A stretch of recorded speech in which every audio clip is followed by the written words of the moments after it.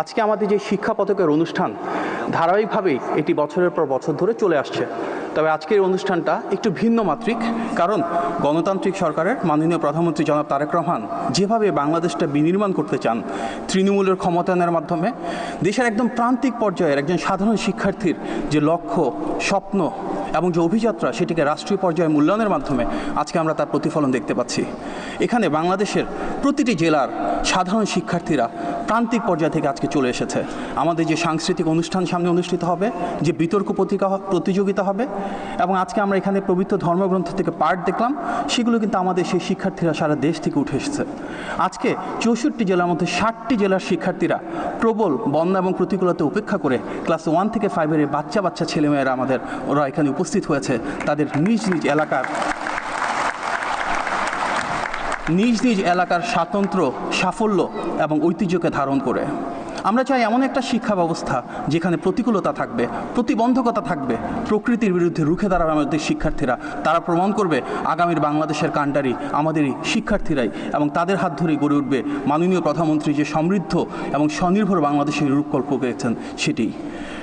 উপস্থিত সুধীবৃন্দ, মাননীয় প্রধানমন্ত্রী দীর্ঘদিন ধরে এমন একটি বাংলাদেশের স্বপ্ন আমাদের সামনে উপস্থাপন করেছেন, সুনির্দিষ্ট এবং সুবিস্তৃত লক্ষ্য দেখিয়েছেন, যেটি আমরা নির্বাচনী পথযাত্রায় দেখেছি, যেটা দেখেছি নির্বাচনী ইশতেহারে।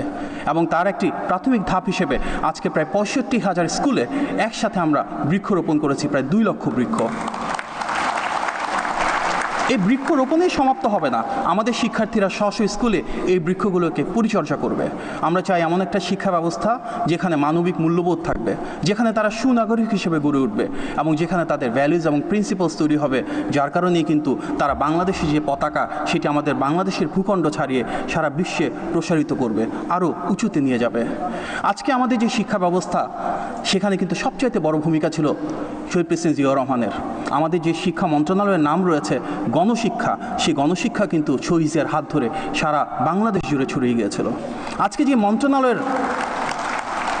যে মন্ত্রণালয়ের প্রতিনিধিত্ব আমরা করছি, প্রাথমিক ও গণশিক্ষা মন্ত্রণালয়, সেটি কিন্তু দেশনেত্রী বেগম খালেদা জিয়ার হাত ধরেই শুরু হয়েছিল।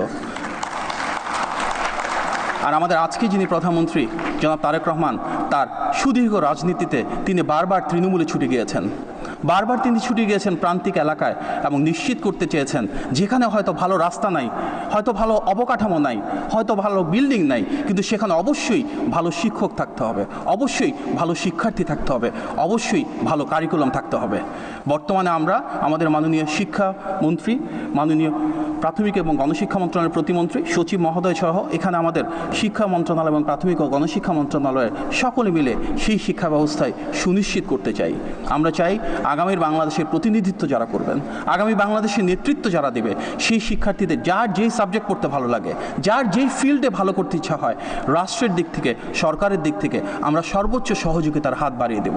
আমরা চাই মাননীয় প্রধানমন্ত্রী যে ভিশন রয়েছে, তার আলোকে সারা বছর জুড়ে সংস্কৃতি এবং ক্রীড়া মন্ত্রণালয়ের সাথে আমাদের শিক্ষা মন্ত্রণালয়ের সন্নিবেশের মাধ্যমে দেশ জুড়ে প্রতিযোগিতা তৈরি হবে, এবং দেশ জুড়ে সেই প্রতিযোগিতার মাধ্যমে সেরা শিক্ষার্থীরা, মেধাবী শিক্ষার্থীরা তাদের প্রতিভা এবং সৃজনশীলতার মাধ্যমে রাষ্ট্রীয় মূল্যায়ন পাবে।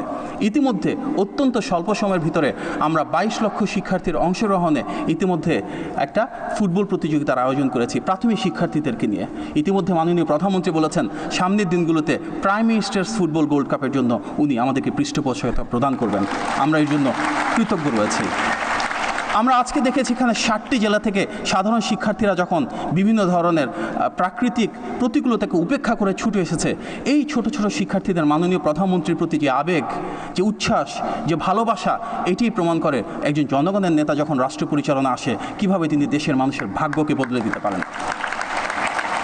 আমরা ইনশাল্লাহ মাননীয় প্রধানমন্ত্রী সেই রূপকল্প বাস্তবায়নের জন্য কাঁধে কাঁধ মিলিয়ে এবং ওনার হাতকে শক্তিশালী করে বাংলাদেশের বিপর্যস্ত লুণ্ঠিত শিক্ষা ব্যবস্থাকে নতুনভাবে গড়ে তুলব।